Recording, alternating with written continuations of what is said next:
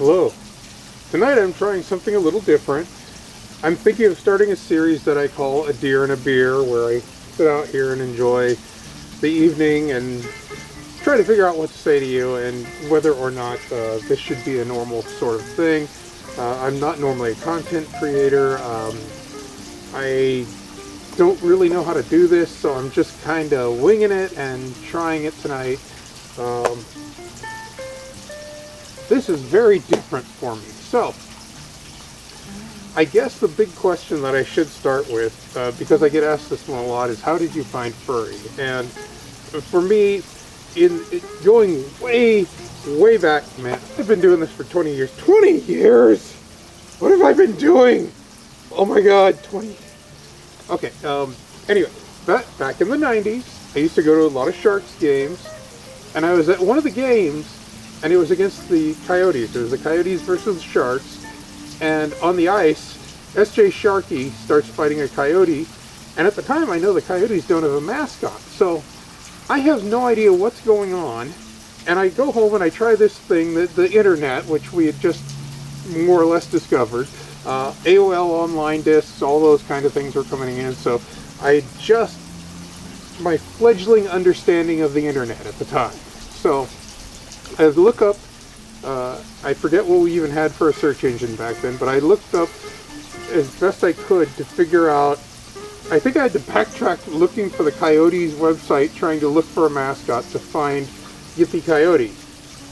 And from his page, I was able to connect to Loriana and White Fox, and they had their own pages, and there were links on those pages so that you could figure out what sort of activities, what you wanted to do. Fursuit building, oh my god, the pages that described fursuit building. I had no idea what that actually meant, what a fursuit even was, and I started again researching. This is all right around 2000. And in finding this stuff, I found something that I kind of liked and wanted to get involved in, but I wasn't quite sure either. In my background before this, I'd been in drama in high school quite a bit. I'd been in a few plays. I genuinely missed doing the whole stage performance thing, but I knew it wasn't a career for me, so I got away from that. But the pastime was still there. The hobbyist in me, it's fun to be on stage. You get to create characters and try to bring people into those characters and that space and that world. So I was trying to do that, and I'd been slaving away in college. I'd been delivering pizzas, all the usual sort of things that you would expect. So in doing all that, I don't want to say it burned out, but I was getting really bored with the idea that I couldn't go have fun anymore. So eventually, finding those websites and still having that burning desire to do stupid stuff, I found the link to Further Confusion in 2001. And I was determined to go to that convention to see if this was really what I wanted to do, if this was a hobby worth money, worth spending my time and money on. And I did the stupid thing too. Before I went to the convention, because I was so determined or so believed that this was going to be fun, that I went to Maryland's Costumes.com and looked through their catalog, and I remember I ended up settling on a fox because it was all I could afford. It was like $600 versus some of the costumes that were, $1,000 plus, and in the 1990s, that's still a lot of money. But in going through that route, I ended up buying the fursuit, and then I had the fursuit, and still didn't know if I was actually into this stuff and wanted to do it.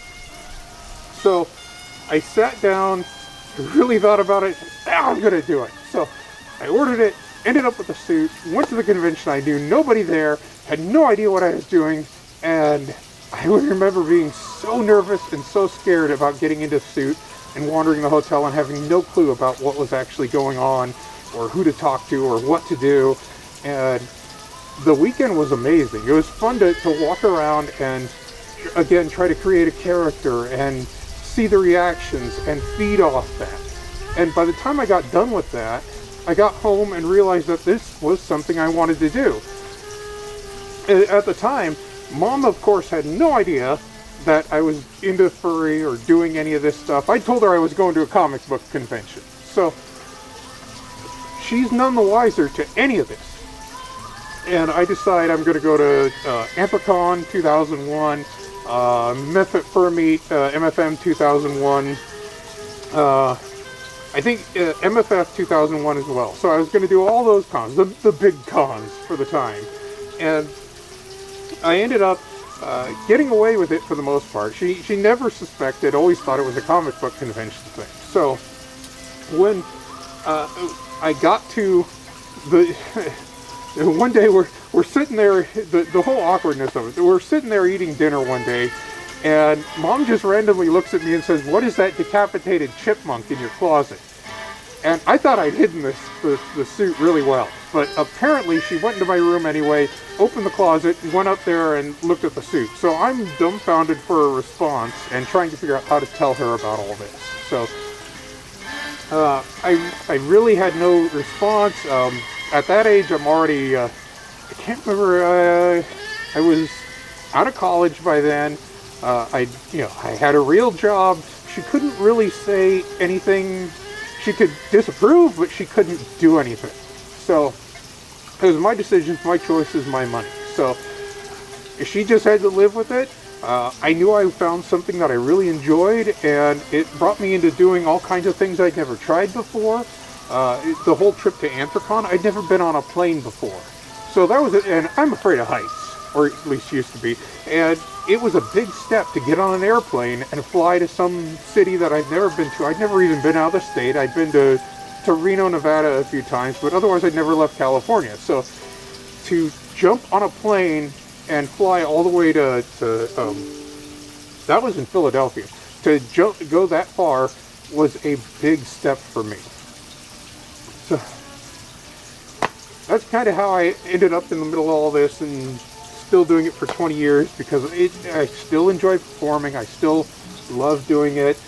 This is kind of a new format for me. I'm not used to I come from the silent era when we were all supposed to not talk in suit and we're full suits all the way and hardcore and there's a certain way to do it, and this is not that way. But this is the update, the modern way of doing it. Yay. So here I am. Maybe I'll make more of these and try to be entertaining. I don't know if my storytelling is going to be entertaining or not. I hope it is. That's just kind of me in a nutshell. Hi, I'm Thomas Dobie. I'm your buck in a garden that enjoys beer, and we'll see how it goes from here. So hi, bye, have fun.